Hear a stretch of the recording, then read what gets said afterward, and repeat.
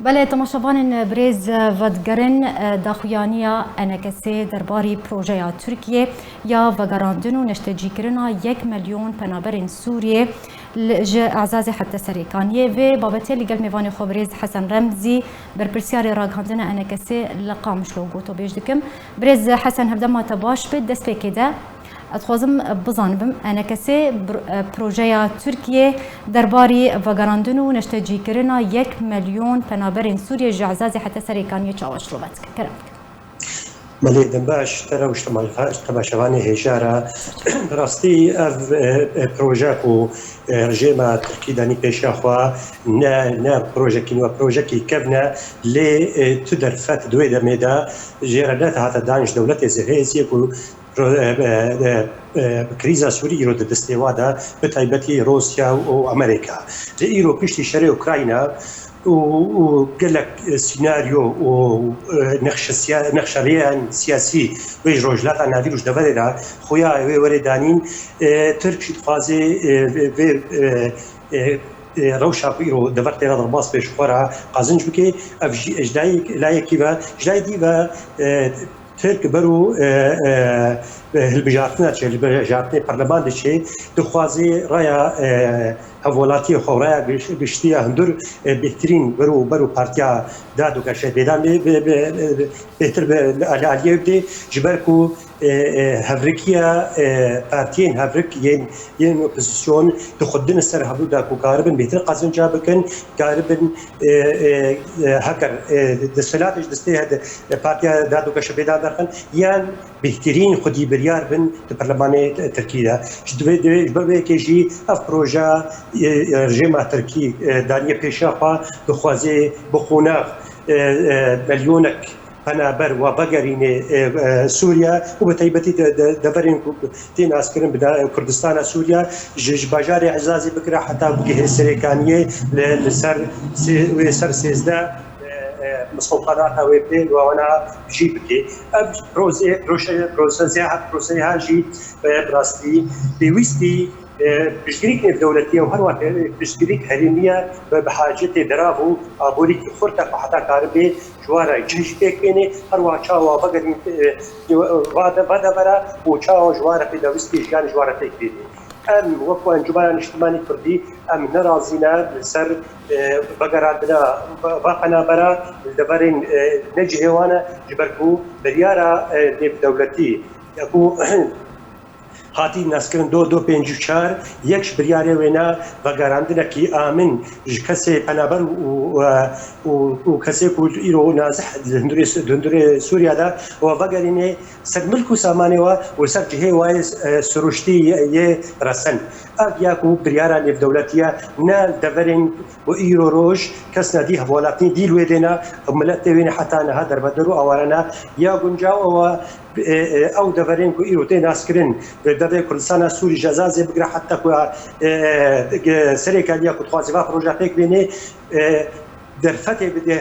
حوالاتي وي دبري بقرا سر ملكو ساماني خوا وري بدا كو كربي ريبريك خو جهيد دابي خو بيك بيني دا كو كاربن جيانا خوا نايتك بينن ام دي بقرادنا فان بنابرا امنا بينن تشتكي شرستي ام دبين تشتكي قالكي خرابه بهترين ويجو هاتين ديموغرافي وتبدي هذيك تشيكي ويقال لك بكاتين ايه دبري وكسكو بين نابوانا ويليكو نابوادا ناكو كي وشر ونخشيت بيك وري وهفشي ام دبين ديجي بيك فجيانيا ديجيكو ام كاربن بهدورا جيان كي بيك بين داكو بيشا سور بيشا روجا سوري ام بهدورا كاربن سوريا هر کسک سوری خودی در ببینه ام آوا بکن باش بريز اگر ام لسر مطرسين بروجيا تركيا بسكنن بنارينا تا بروجيا تركيا چما مطرسيه لسر نافچين كردي ينكو نهاد بن كنترولا تركيا جروبين چك دارديا ودروس بك بێگومان دەبەرێن بۆ ئیرۆ بن سێر ڕاهی هێزەیەک داردا ئەوانە گەلێک مەترسی و نەخۆشی بسەر ملەتێ مەدانینە چ دەستانینە سەر ملک و سامانەیوانە چ نێشتە حتا نها کەسی نازح بەگەرن لە جهێ خوا و کاربن جهێ وڵاتی خۆیان ژێل ملک و سامانەی خۆدا ژیانە خۆ پێک بنن نت بن کۆنکا دەبن یادیشی یە مەترسی هەری ئەوە گوهرتنێک دیمۆغرافی ژبەرک و دەبەرێن کوردستانە سووری بخۆناغ تووشی گوهرتنی دیمۆغرافی بووە چ سەردەما یەکیتیان نابەرا مسری و سووریادا 1950دا و یادیشی پشتی هاتنە ڕژێما باس 1960 دەما هەفتەی و سیادا عرب ji derdora ji parêzgeha Reqa ya Helebê anîn û akilcîkirin di cezîrê di herêma cezîrê de û zeviyên cotkarê Kurd li wada beş kirin û heta niha ji yek pirsgirêkê herî mezin e pêjiya tevgera siyasî Kurdî. Ev metersiyê tevgera siyasî Kurdî û taybetî Encûmena Niştimanî Kurdî ne ji ber ku em ditersin bihtirîn guhernê dîmografî bikin deveran Kurdî de û em ne jî em dibînin ne gelekî guncawa û em jê nerazîn û em napejirîn. بريز باش تدبجي يعني مترسية هري مزن جي بروجيا تركي يا بقراندنو نشتجي كرنا 1 مليون بنابرين سوريا لنافچين كردي جوهرتنا ديموغرافيا دبرية باش بيوستا شو وركن حتى كوري جري لفي بروجي وركن نقولين ريناتا بله یک جه اماکو انجمنان اجتماعی کردی ما یک جاری سر مافی کردی راوا و سر هبونا ملت کرد و لسر هر دورگ کردی کو ایرو توشی گوهرتنی دیموگرافی بی توشی آستانگی و کشتن و رواندن و چی کاری خراب سرتین ام لهمبری بعد سکرین جبر کو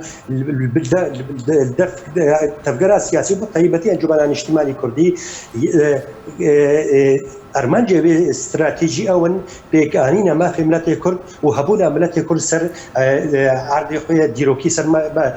زبی خوی دیروکی جبرویه که جی ام دبینن و ام داخواز دکن به هزینه دولتی و طیبتی یک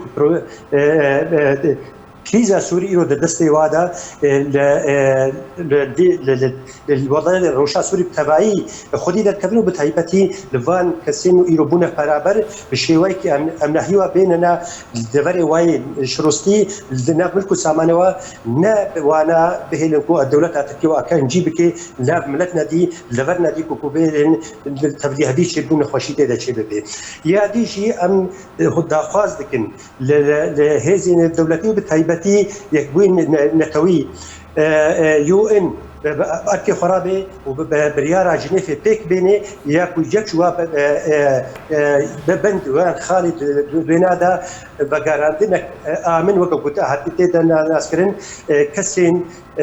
بنابر وأوارا وبقرين جواري وانا وجوارا بدوسي جياني بيكن داكو كاربن جيانا خوا شويك إمناعي درباص بكن أو جي بيشتكو كريزا سوري برو بريز تبحثا بريارة ناف دولتية 2254 كر شخوا أو جي يعني بشتي پیدا کرنا روشك أو له آرام إدي كوچ بردكارن برازيلين خوا بقرن سرزيدن خوا بقرن ولاتي خوا